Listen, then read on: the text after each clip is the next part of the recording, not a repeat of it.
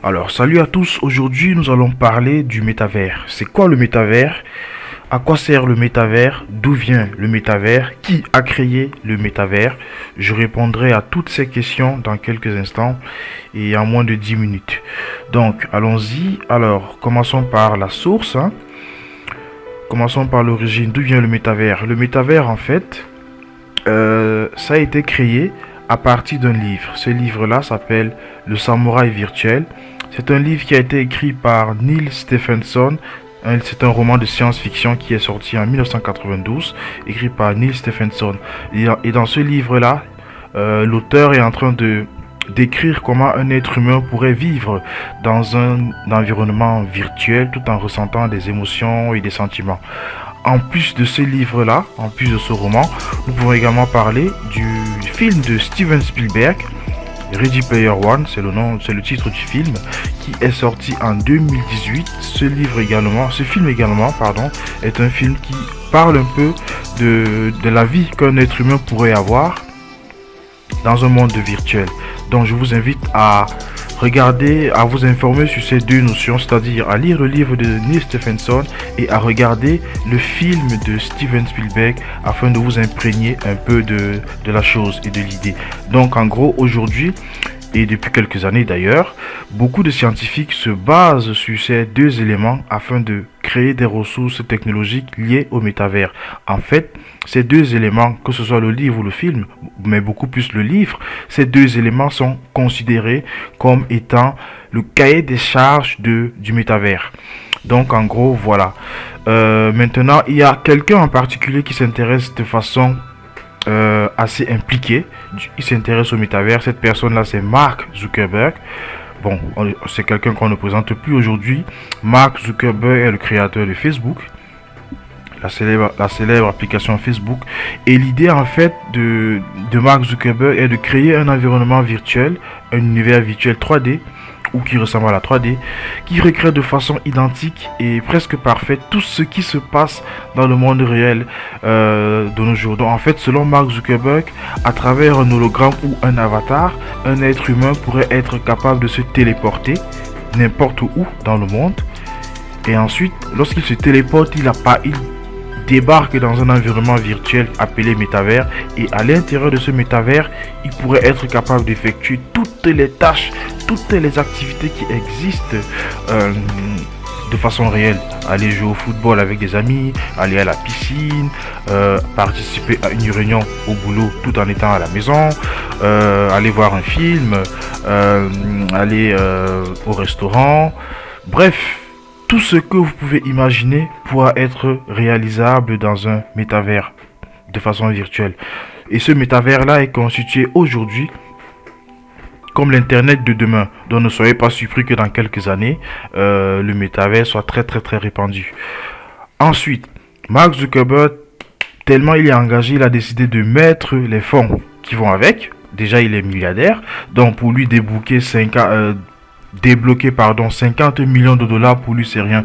Il a donc décidé d'allouer un budget de 50 millions de dollars pour l'instant, parce que moi je pense personnellement que ce budget est susceptible d'évoluer. Donc pour le moment, il a débloqué 50 millions de dollars pour que ce projet avance et débute clairement. En plus de ça, il a lancé une campagne de recrutement dans toute l'Europe, une campagne qui vise à recruter 10 000 ingénieurs. Et ce sont des ingénieurs qui seront un peu dans tous les domaines qui peuvent exister, dans tous les domaines techniques ou autres, hein.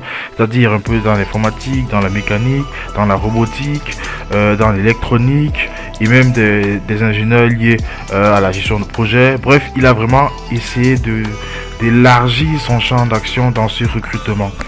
Donc d'ici 5 ans, on aura désormais 10 000 ingénieurs en plus de ceux qui existent déjà actuellement. Il y en aura 10 000 autres d'ici 5 ans qui travailleront sur le développement du métavers.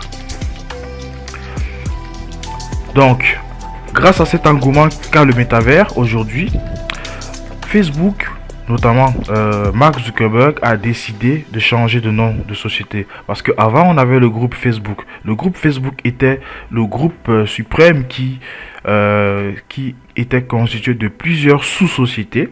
On avait notamment Facebook, Facebook l'application, parce faut bien faire le distinguo entre l'application Facebook et le groupe Facebook. Le groupe Facebook, c'est la société globale, hein. Et ensuite on a l'application Facebook qui fait partie du groupe Facebook. On a également Instagram, WhatsApp, Messenger et Oculus. Tous ces éléments là font partie du groupe Facebook. Pour ceux qui ne savent pas, Oculus est une entreprise qui fabrique des lunettes à réalité virtuelle. Cette entreprise-là a été rachetée en 2014 par le groupe Facebook à hauteur de 2 milliards de dollars, si je ne dis pas de bêtises. Donc cette entreprise a été rachetée par Facebook et fait désormais partie du groupe Facebook. Donc le groupe Facebook a donc décidé de changer de nom et aujourd'hui Facebook s'appelle désormais Meta Platform. Meta Platform, c'est le nom de la société Facebook. Associé à ça, il faut également ajouter, en plus de ça, il faut ajouter le nom commercial, parce que chaque entreprise en général a souvent un nom commercial. Donc Meta Platform, c'est le nom de la société et le nom commercial de cette société, c'est Meta.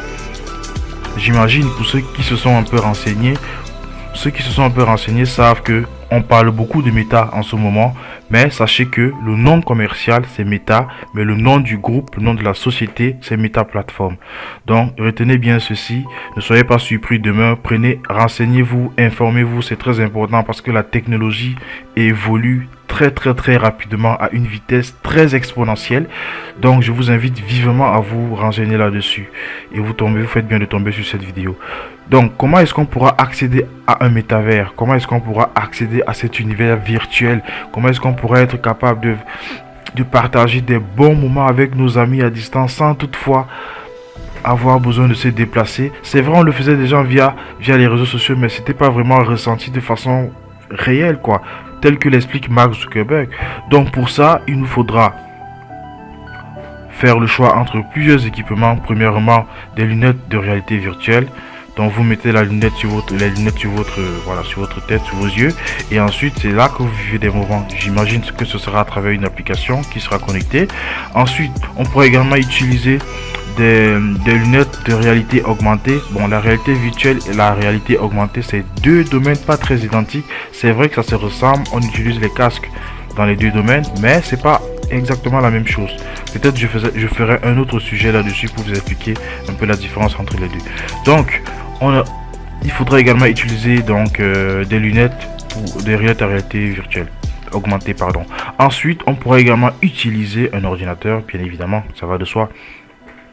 J'imagine que ce sera soit à travers une application ou alors à travers un navigateur par exemple. Ensuite, on pourra également utiliser un smartphone, quelle que soit la marque. J'imagine également que ce sera accessible via tous les OS, tous les systèmes d'exploitation, que ce soit Apple, Windows Phone ou Android, ou Huawei peut-être aussi. En bref, je pense qu'ils vont s'arranger parce que lorsqu'on développe une technologie de type métavers, ce sera une technologie dédiée à une utilisation mondiale. Donc forcément, ils vont trouver un quiproquo, pour que ce soit utilisé dans presque tous les pays et pas toutes les plateformes. On pourrait également utiliser une console de jeu pour se connecter au métavers. Aussi une télévision, c'est assez c'est classique, hein. Vous mettez la télévision, vous lancez l'application, parce que de nos jours toutes les télévisions sont capables de contenir des applications. J'imagine également que ça passera également à travers une application, d'ailleurs qui s'appellera peut-être Meta. Ensuite, on pourra également utiliser des lunettes de réalité, des lunettes connectées. En fait, ce que vous voyez à l'écran, ça s'appelle des lunettes connectées. Donc ce sont des lunettes que vous pouvez mettre sur vos yeux et ensuite à travers une application également vous pouvez visualiser et vivre des moments assez forts. Mais quoique même si ces moments sont virtuels, ils pourront être ressentis comme dans un monde réel. Donc voilà, on a fait le tour. J'espère que j'ai résolu un bon nombre de questions que vous aviez. J'espère que j'ai répondu à toutes les questions que vous avez concernant le métavers. Sinon, je vous invite à lire l'article que j'ai écrit là-dessus, dont le lien est disponible en description. Donc, passez une bonne journée, une bonne soirée en fonction de l'heure à laquelle vous regardez. Et merci, à bientôt. Au revoir.